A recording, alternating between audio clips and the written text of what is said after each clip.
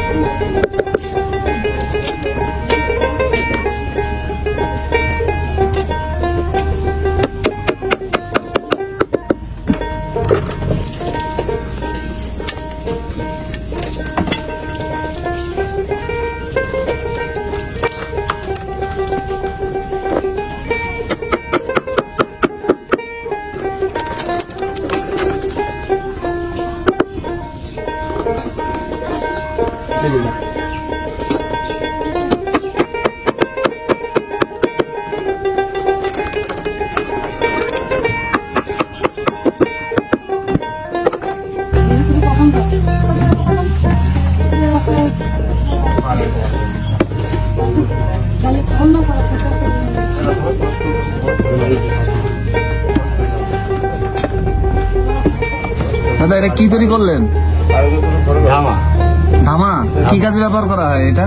ধান চালের কাজে ব্যবহার করা হয়। আচ্ছা আচ্ছা, প্রতিদিন কয় পিস তৈরি করতে পারেন? 5 পিস 6 পিস। 5-6 পিস। এটা তো বেত দিয়ে তৈরি করা না? এটা বেত দিয়ে তৈরি করা। আচ্ছা, কত টাকা বিক্রি হয় এক পিস? 500 550।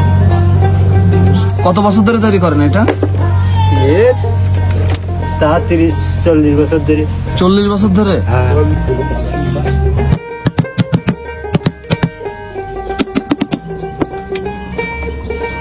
এটা শেষ।